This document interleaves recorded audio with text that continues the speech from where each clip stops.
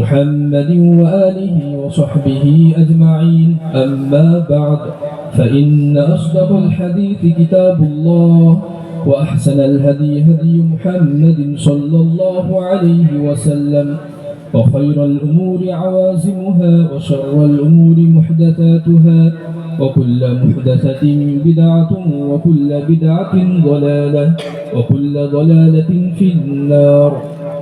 وبالسند المتصل منا إلى أستاذنا الشيخ المفتي نسيم الدين بن روح الأمين القاسمي، والشيخ المفتي مسيح الرحمن بن مغفور الرحمن القاسمي، والشيخ مولانا مجيب الله بن هداية الله القاسمي، قالوا حدثونا سماحة الشيخ الأستاذ المؤقر مولانا نصير الدين خان البلندشهري، قال حدثنا أستاذنا سماحة الشيخ شيخ الإسلام حسين أحمد المدني، قال حدثنا أستاذنا سماحة الشيخ شيخ الهند محمود حسن الدوبندي تحويل، قال حدثنا أستاذنا الشيخ المفتي أيوب بن عبد المجيد القاسمي، قال حدثنا أستاذنا الشيخ المفتي سعيد أحمد البالنبوري، قال حدثنا أستاذنا سماحة الشيخ مولانا فخر الدين أحمد المراد آبادي،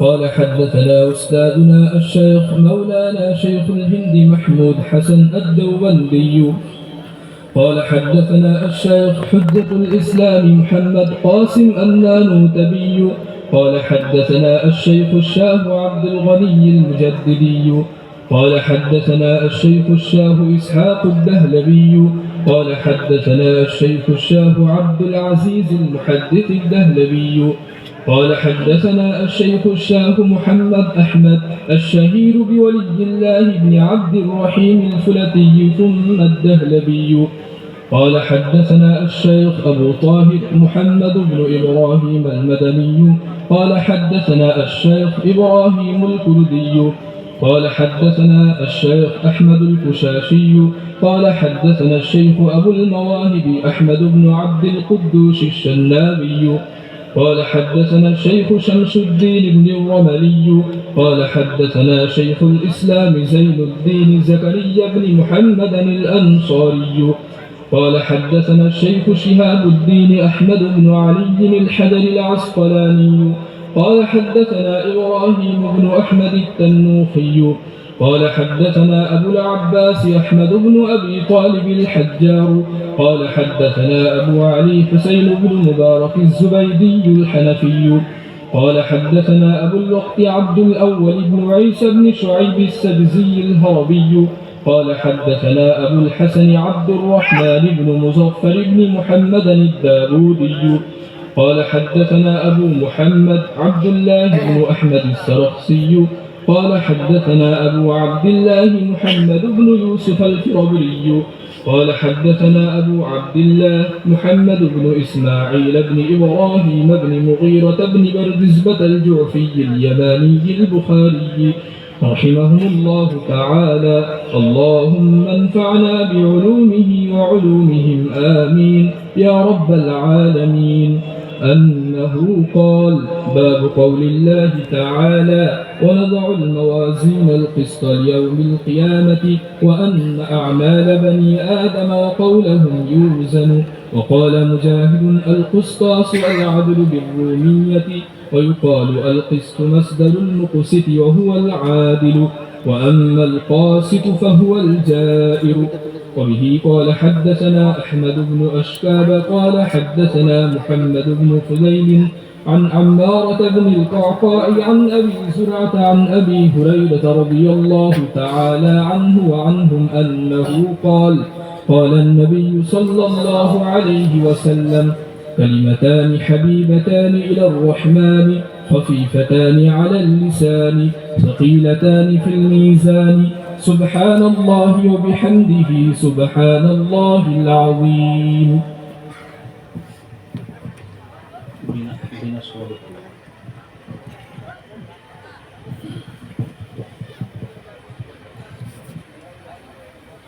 بسم الله الرحمن الرحيم. باب قول الله تعالى: ونضع الموازين القسط ليوم القيامة وأن أعمال بني آدم وقولهم توزن. وقال مجاهد: القسطاس العدل بالرومية. ويقال القسط مصدر المقسط وهو العادل، وأما القاسط فهو الجائر.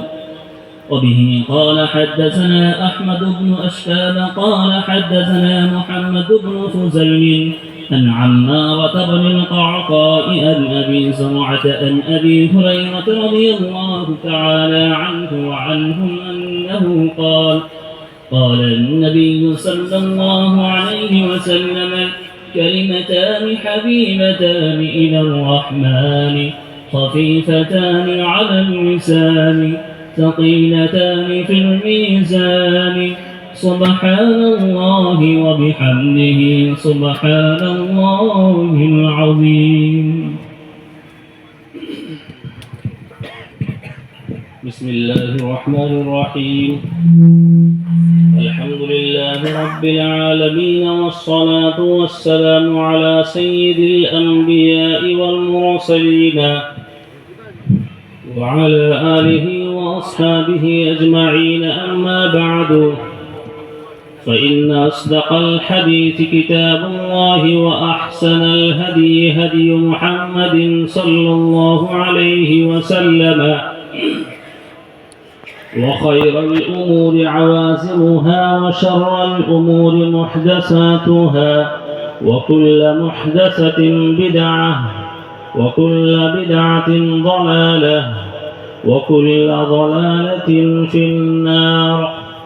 وبالسند المتصل منا إلى الشيخ الإمام الهمام الحافظ الحجة أمير المؤمنين في الحديث أبي عبد الله محمد بن إسماعيل بن إبراهيم بن المغيرة بن بردزبة الجعفي اليماني البخاري رحمه الله تعالى. اللهم انفعنا بعلومه وعلومهم آمين يا رب العالمين. أنه قال: باب قول الله: ونضع الموازين القسط ليوم القيامة وأن أعمال بني آدم وقولهم يوزن. وقال مجاهد: القسطاس العدل بالرومية. ويقال القسط مصدر المقسط وهو العادل، وأما القاسط فهو الجائر. وبه قال حدثنا أحمد بن أشكاب قال حدثنا محمد بن فضيل عن عمارة بن القعقاع عن أبي زرعة عن أبي هريرة رضي الله تعالى عنه قال: قال النبي صلى الله عليه وسلم: كلمتان حبيبتان إلى الرحمن خفيفتان على اللسان ثقيلتان في الميزان سبحان الله وبحمده سبحان الله العظيم.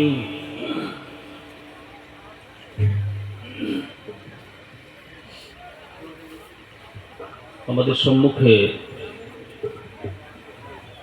যে কিতাব রয়েছে সেই কিতাব হচ্ছে বুখারী শরীফ। সেই বুখারী শরীফ সম্পর্কে উলামায়ে কেরামদের অভিমত হচ্ছে আসাহুল কুতুবি বা'দা কিতাবিল্লাহ হুয়া সহিহুল বুখারী। অর্থাৎ ভূপৃষ্ঠের বুকে সব থেকে বিশুদ্ধ কিতাব, সব থেকে শুদ্ধ কিতাব, যে কিতাবের মধ্যে বিন্দু মাত্র কোনো সন্দেহের অবকাশ নেই, যে কিতাবের মধ্যে বিন্দু মাত্র কোনো ত্রুটি বিচ্যুতি নেই, যে কিতাবের মধ্যে বিন্দু মাত্র কোনো ভুল নেই, সেই কিতাবটি হচ্ছে আল্লাহ তাবারক ওয়া তাআলার কিতাব কোরআনে মাজিদ। উলামায়ে কেরামদের মত হচ্ছে যে ভূপৃষ্ঠের বুকে কোরআনে মাজিদের পরে শুদ্ধতার দিক থেকে দ্বিতীয় স্থানের কিতাব হলো এই বুখারী শরীফ, যে বুখারী শরীফের মধ্যে ৭,৫৬৩টি হাদিস বর্ণিত হয়েছে এবং তার মধ্যে সর্বশেষ অর্থাৎ ৭,৫৬৩ নম্বর হাদিস আমাদের সম্মুখে পাঠ করা হয়েছে। এই বুখারী শরীফ হযরত ইমাম বুখারী রাহমাতুল্লাহ আলাইহি লিখেছেন। হযরত ইমাম বুখারী রাহমাতুল্লাহ আলাইহি যে এই কিতাব বুখারী শরীফ লিখেছেন, তিনি অনেক মেহনত করে এবং অনেক মুজাহাদা করে দীর্ঘ 16 বৎসর যাবত তিনি হাদিসের এই কিতাবটিকে সংকলন করেছেন, লিপিবদ্ধ করেছেন। হযরত ইমাম বুখারী রাহমাতুল্লাহ আলাইহি সম্পর্কে অনেক কথা আপনারা হয়তো ইতিপূর্বে শুনেছেন অনেক বক্তাদের, অনেক উলামায়ে কেরামদের মুখ থেকে। হযরত ইমাম বুখারী রাহমাতুল্লাহ আলাইহি এই যে বুখারী শরীফ কিতাবটিকে লিখেছেন,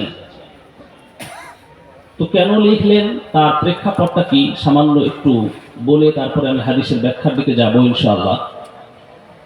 হযরত ইমাম বুখারী আলাইহির রাহমা একবার স্বপ্ন দেখলেন যে জনাব রাসূলুল্লাহ সাল্লাল্লাহু আলাইহি ওয়াসাল্লাম বসে আছেন এবং তার শরীরে মাছি বসছে।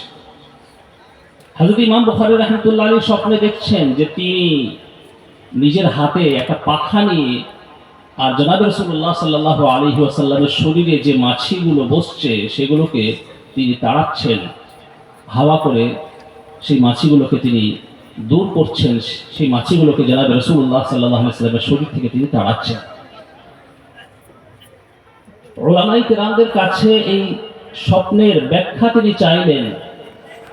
উলামায়ে কেরামরা এই স্বপ্নের ব্যাখ্যা দিলেন যে আপনি জনাব রাসূলুল্লাহ সাল্লাল্লাহু আলাইহি ওয়াসাল্লামের হাদিসের অনেক বড় খিদমত করবেন এবং জনাব রাসূলুল্লাহ সাল্লাল্লাহু আলাইহি ওয়াসাল্লামের মুখ নিঃসৃত যে সমস্ত বাণীগুলো রয়েছে অর্থাৎ হাদিসগুলো রয়েছে, সেই সমস্ত হাদিসের ভান্ডার থেকে যেগুলো জাল হাদিস, যেগুলো মওযু হাদিস, যেগুলো দুর্বল হাদিস, সেই সমস্ত হাদিস থেকে বাছাই করে করে যে সমস্ত বিশুদ্ধ হাদিস এবং সহিহ হাদিসগুলো রয়েছে, সেই হাদিসগুলোকে আপনি উম্মতের সামনে পেশ করবেন, এটা উলামায়ে কেরামগণ ব্যাখ্যা দিলেন।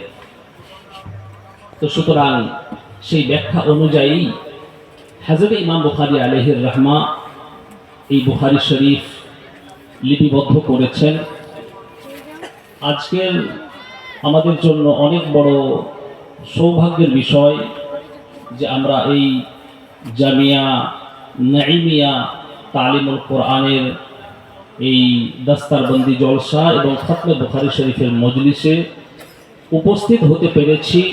আমরা যারাই উপস্থিত হতে পেরেছি অনেক আমরা বড় সৌভাগ্যবান,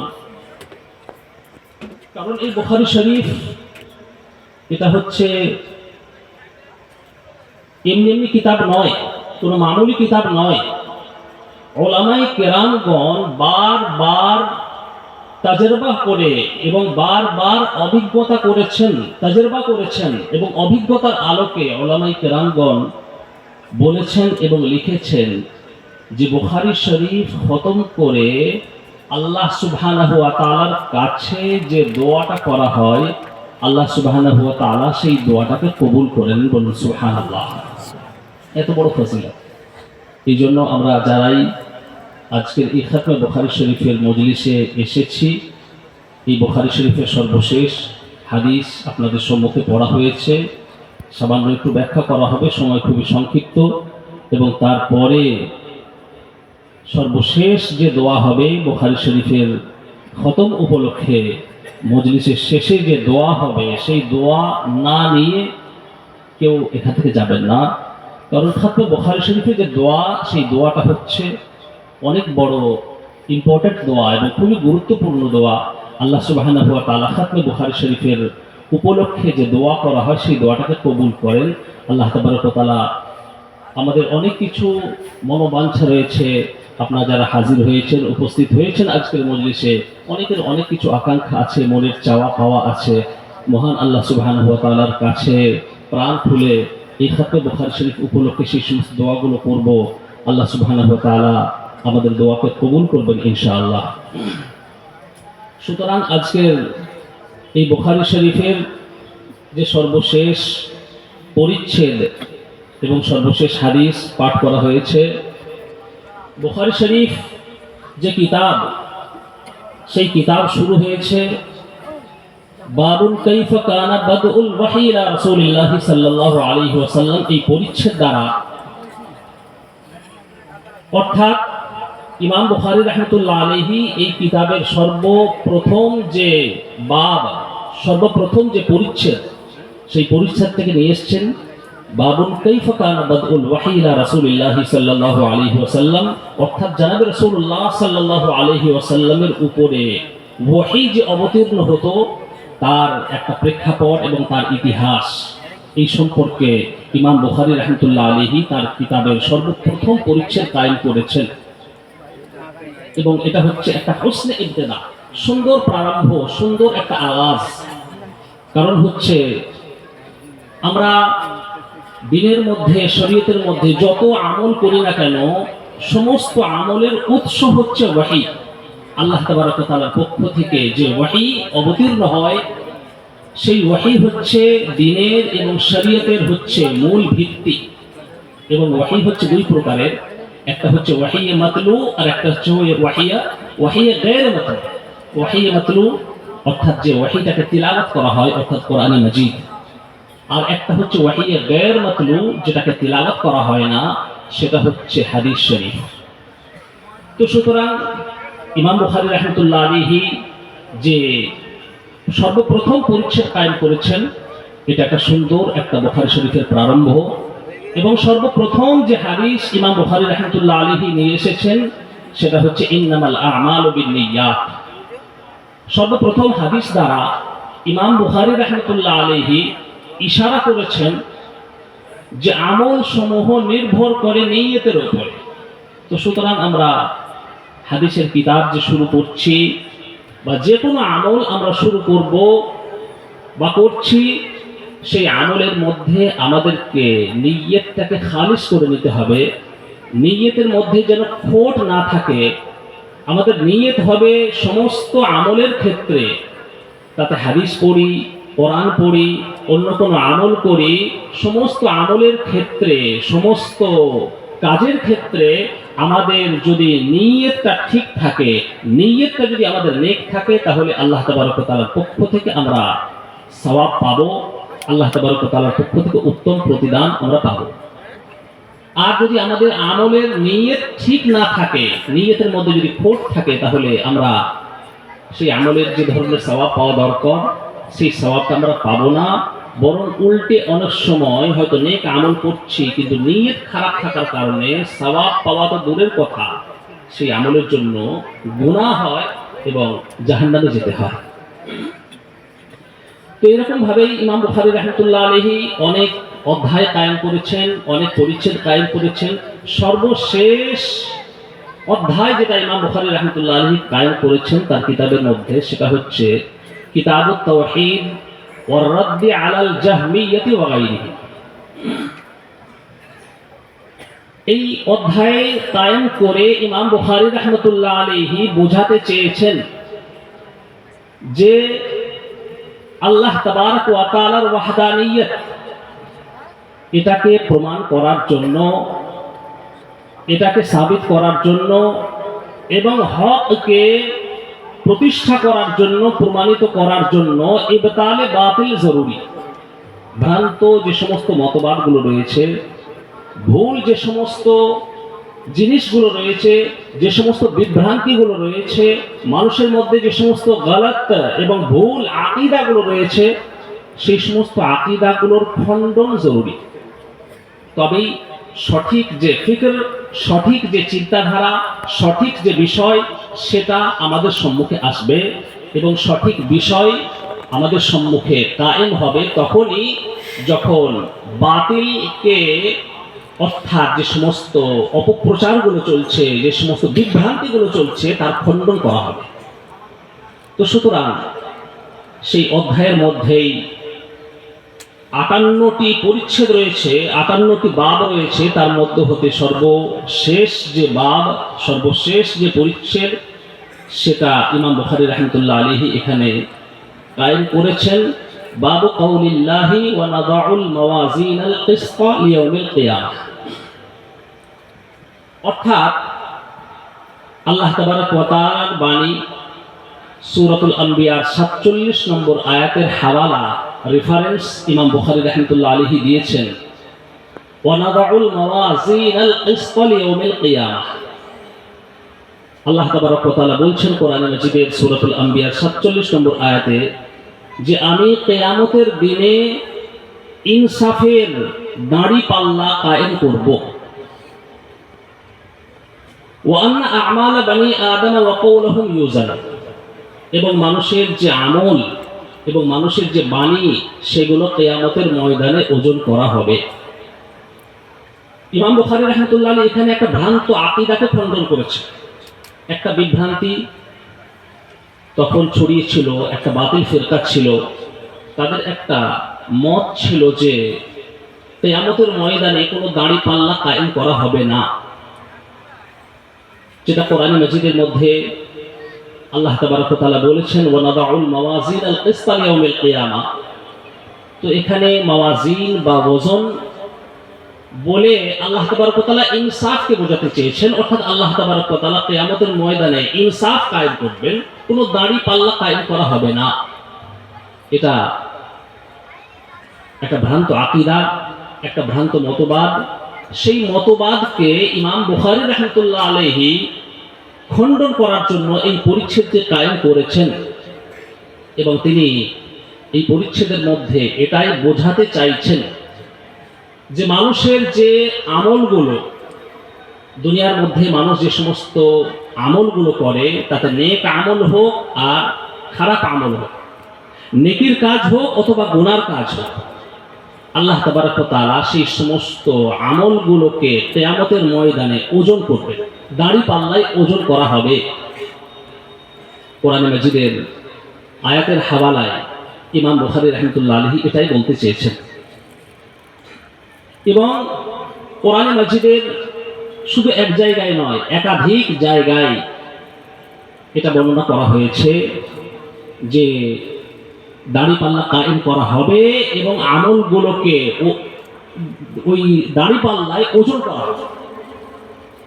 সূরাতুল আরাফের মধ্যে আল্লাহ তাবারক ওয়া তাআলা বলেছেন ওয়াল ওয়াজনু ইয়াওমাইযিনিল হক ফামান সাকুলাত মাওয়াজিনুহু ফাউলাইকা হুমুল মুফলিহুন ওয়া মান খাফফাত মাওয়াজিনুহু ফাউলাইকা আল্লাযীনা খাসিরু আনফুসাহুম বিমা কানু বিআয়াতিনা ইয়াজলিমুন। সূরাতুল আরাফের 8 নম্বর এবং 9 নম্বর আয়াত।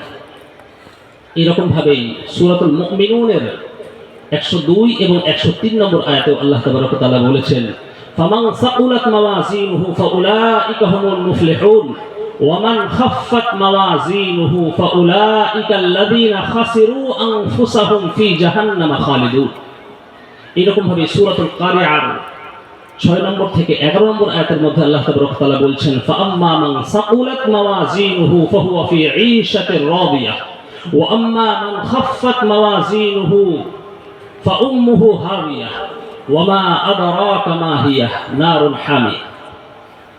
এই সমস্ত আয়াতগুলোতে আল্লাহ সুবহানাহু ওয়া তাআলা বলেছেন যে কিয়ামতের ময়দানে মানুষের আমল সমূহকে ওজন করা হবে এবং যার নেক আমলের পাল্লা ভারী হয়ে যাবে, যার নেক আমলগুলো তার বদ আমলের থেকে বেশি ওজনী হয়ে যাবে, ওজন বেশি হয়ে যাবে, ফাউলাইকা হুমুল মুফলিহুন, তারা হচ্ছে কামিয়াব, তারা হচ্ছে সফল। আর যাদের নেক আমলের পাল্লাটা হালকা হয়ে যাবে, গুনার পাল্লাটা ভারী হয়ে যাবে, তাদের ঠিকানা হচ্ছে জাহান্নাম। তারা সেই সমস্ত মানুষ যারা নিজেদের নফসের উপরে জুলুম করেছে এবং তাদের ঠিকানা হচ্ছে জাহান্নাম, জাহান্নামের মধ্যে তারা অবস্থান করবে। এই সমস্ত আয়াতের যেটা সারমর্ম। তো সুতরাং কিয়ামতের ময়দানে আল্লাহ সুবহানাহু ওয়া তাআলা দাঁড়িপাল্লাকে কায়েম করবেন। হযরত মুজাহিদ রাহমাতুল্লাহ আলাইহির হাওয়ালায় ইমাম বুখারী রাহমাতুল্লাহ আলাইহি এখানে লিখেছেন আল কিসতাস আল আদল বির রুমিয়া। রুমি শব্দ আল কিসতাস এর মানে হচ্ছে ইনসাফ, এবং বলা হয় আল কিসত মাসদার মুকসিত, মুকসিতের এটা মাসদার, ওয়া হুয়া আল আদিল, এবং এর নাম হচ্ছে ইনসাফকারী। ওয়া আম্মাল কাসিত ফাহুয়া আল জাইর, এবং কাসিত শব্দ, কাসিত মানে হচ্ছে জাইর মানে হচ্ছে জালিম, অত্যাচার। কিসত যে শব্দটা আরবিতে এসছে, কোরআনে মাজিদের মধ্যে এসছে ইন্নাল্লাহা ওয়া নাদাউল মাওয়াজিনাল কিসতা লিয়াউমিল কিয়ামাহ। এই যে কিসত শব্দটা এসেছে, এটা হচ্ছে আলফাজ মুতাজাদ্দাহ, অর্থাৎ একটা শব্দ এবং তার দুটো বিপরীত অর্থ। শব্দ একটাই, বিপরীত অর্থ। কিসত যখন বিকাসরিল কাফ, কফের মধ্যে যখন জের পড়া হবে, কাসরা পড়া হবে, কিসত যখন পড়া হবে, তখন তার মানে হয়ে যাবে ইনসাফ। আর যখন কাফে জবর পড়া হবে আল কাসত, এর মানে হচ্ছে জুলম না ইনসাফি করা, জুলুম করা, অত্যাচার করা না ইনসাফি করা। এবং ইনসাফের মানেতে যেটা আসে সেটা সুলাসি মাজিদ ফি থেকে আসে আকসাতা ইউকসিতু ইকসাতান। আরবির ছাত্ররা বুঝবে, আরবি গ্রামারের ব্যাপার এটা। তো এর মানে হচ্ছে ইনসাফ করা। এবং সুলাসি মুজাররদ থেকে যখন আসে, সেখানে বেশিরভাগ ক্ষেত্রে আল কাসিদ শব্দটা এসে থাকে সুলাসি মুজাররদ থেকে, এর মানে হচ্ছে জালিম। অর্থাৎ এক কথায় আল কিসত যে আরবি শব্দ, এটা হচ্ছে আলফাজে মুতাজাদ্দা, পরস্পর বিপরীত অর্থ বহন করে। বাংলাতেও এরকম হয়, ইংরেজিতেও হয়। ইংরেজিতে একটা শব্দ আছে যেমন ক্লিভ, CLEAVE, ক্লিভ। ক্লিভ শব্দের অর্থ যেরকম ভাবে বিচ্ছিন্ন করা, ক্লিভ শব্দের অর্থ সংযুক্ত করা। একটাই শব্দ, দুটো আলাদা আলাদা মানে, এবং দুটো অর্থই হচ্ছে একে অপরের বিপরীত। ক্লিভ আর ইংরেজি শব্দ, এর অর্থ যেরকম ভাবে সংযুক্ত করা, একসঙ্গে জুড়ে দেওয়া, ঠিক সেই রকম ভাবে এর অর্থ হচ্ছে বিচ্ছিন্ন করে দেওয়া, আলাদা আলাদা করে দেওয়া। ঠিক ওই ধরনের যে কিসত শব্দটা কাসাতা ইয়াকসিতু বা জারাবা ইয়াজরিবু থেকে আসে, তো এর মাসদার যখন কিসত হয় তখন তার মানে হচ্ছে ইনসাফ করা। বা বাবে ইফআল থেকে যখন আসে আকসাতা ইউকসিতু ইকসাতান, তার মানে হচ্ছে ইনসাফ করা। কিন্তু যখন তার মাসদারটা চেঞ্জ হয়ে যায়, কাসাতা ইয়াকসিতুই থাকে, ফেল একই থাকে, কিন্তু তার মাসদারটা কাসত হয়ে যায়, তখন তার অর্থ হয়ে যায় জুলুম করা, না ইনসাফি করা। কোরআন মাজিদের মধ্যে এসেছে সূরা জিনের 15 নম্বর আয়াতের মধ্যে আল্লাহ সুবহানাহু ওয়া তাআলা বলছেন ওয়া আম্মাল কাসিতুনা ফাকানু লিজাহান্নামা হাতাবা। কাসিত যারা, জালিম যারা, অত্যাচারী যারা, তারা হচ্ছে জাহান্নামের খোরাক, জাহান্নামের ইন্ধন। আবার মুকসিত শব্দটাও কোরআন মাজিদের মধ্যে এসেছে ইন্নাল্লাহা ইউহিব্বুল মুকসিতিন। কোরআন মাজিদের 3 জায়গায় এসেছে, সূরাতুল মাইদার 42 নম্বর আয়াত, সূরাতুল হুজুরাত 9 নম্বর আয়াত, এবং সূরাতুল মুমতাহিনা 8 নম্বর আয়াত। 3 জায়গায় এসেছে ইন্নাল্লাহা ইউহিব্বুল মুকসিতিন। আল্লাহ তাবারক ওয়া তাআলা ইনসাফকারীদেরকে পছন্দ করেন, ভালোবাসেন। তো সুতরাং এই পরিচ্ছেদের মধ্যে ইমাম বুখারী রাহমাতুল্লাহ আলাইহি হাদিস বর্ণনা করেছেন। ইমাম বুখারী রাহমাতুল্লাহ আলাইহি বলছেন যে আমার উস্তাদ আহমদ ইবনে আশকাব বর্ণনা করেছেন, এবং তিনি বর্ণনা করেছেন তার উস্তাদ মুহাম্মদ ইবনে ফুজাইলের কাছ থেকে, এবং তার উস্তাদ হযরত উমারাহ ইবনুল কাকা থেকে, এবং তিনি নিজের উস্তাদ আবু যুরআহ থেকে, এবং তিনি নিজের উস্তাদ হযরত আবু হুরায়রা রাদিয়াল্লাহু তাআলা আনহু থেকে বর্ণনা করছেন। জনাবে রাসূলুল্লাহ সাল্লাল্লাহু আলাইহি ওয়াসাল্লাম ইরশাদ করেছেন কালিমাতান হাবিবাতান ইলার রহমান খাফিফাতান আলাল লিসান সাকিলাতান ফিল মিজান সুবহানাল্লাহি ওয়া বিহামদিহি সুবহানাল্লাহিল আযীম। দুটো কালিমা এমন আছে, দুটো বাণী এমন আছে যেটা হাবিবাতান ইলার রহমান, আল্লাহ তাবারক ওয়া তাআলার কাছে অনেক পছন্দনীয়। খাফিফাতান আলাল লিসান, জবানের উপরে অনেক হালকা।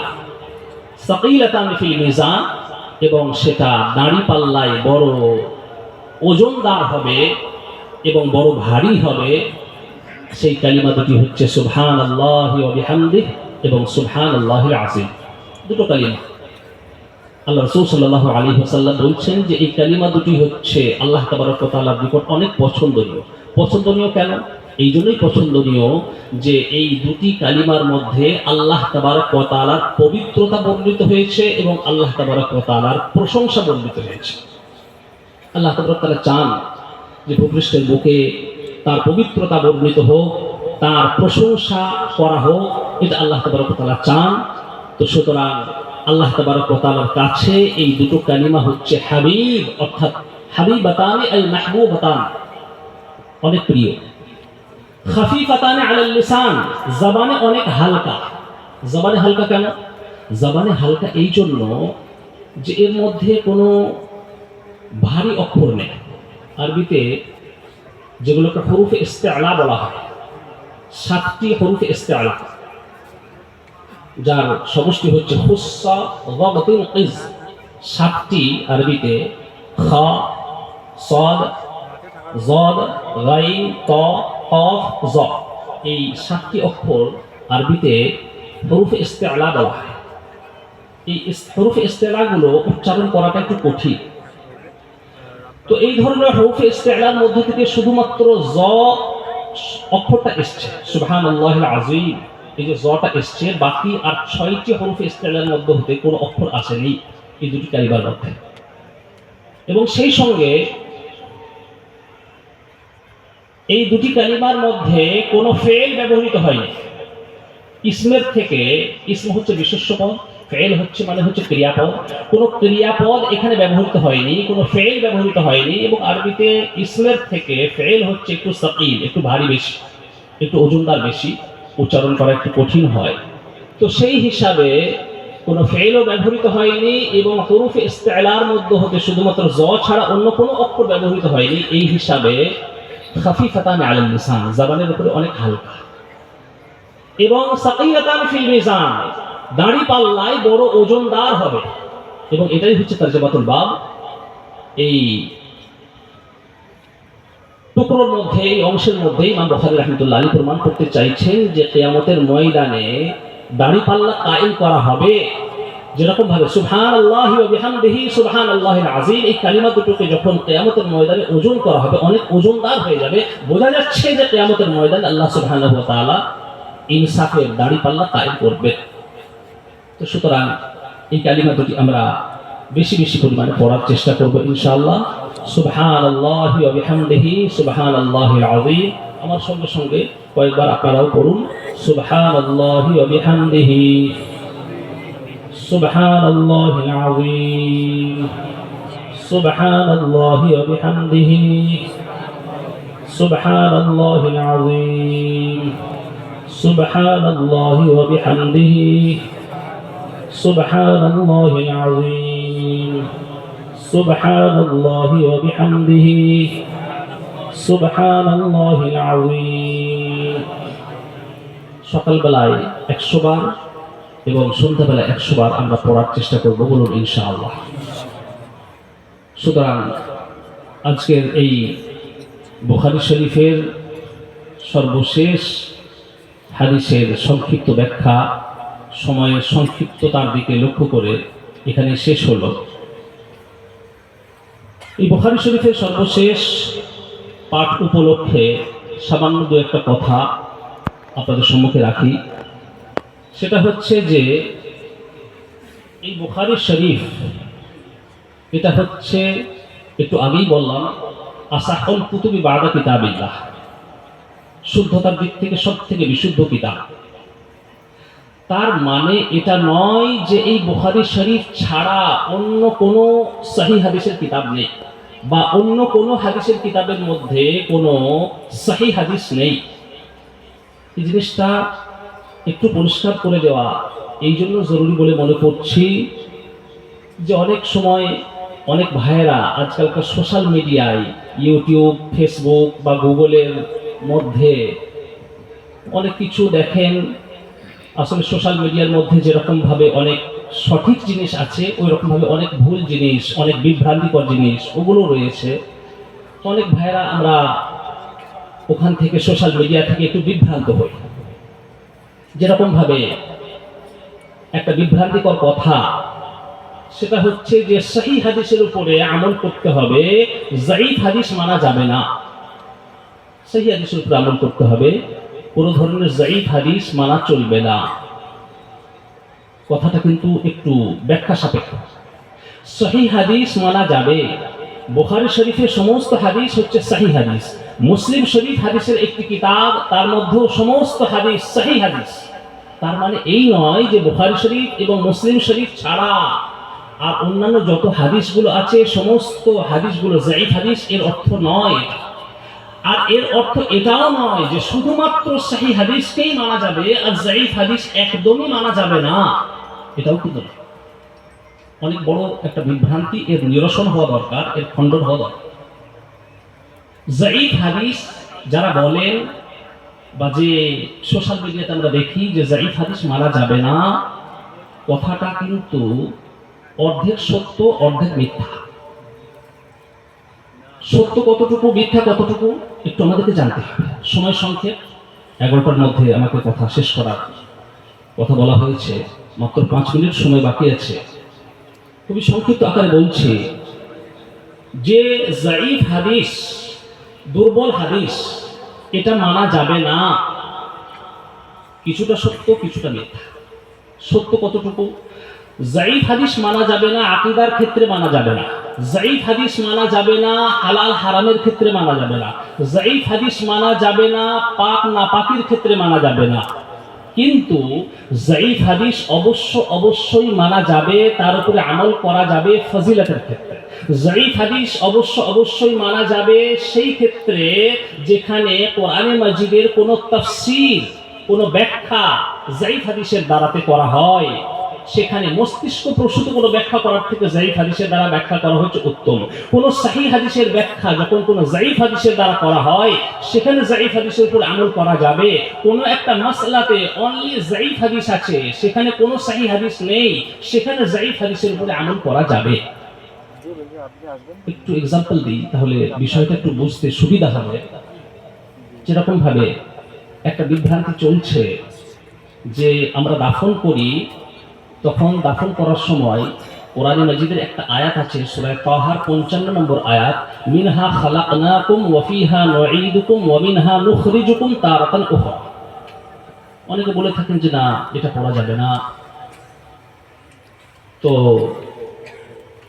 একটা যায়ীফ হাদিস এ সম্পর্কে এসছে, মুসনাদে আহমদ এবং মুস্তাদরাক হাকিমের মধ্যে একটা হাদিস এসেছে, জনাবে রাসূলুল্লাহ সাল্লাল্লাহু আলাইহি ওয়াসাল্লাম তার কন্যাকে দাফন করেছিলেন, তখন তিনি কোরআনে মাজিদের এই আয়াতটিকে 3 বার মাটি দিয়েছিলেন এবং 3 বারে তিনি পড়েছিলেন।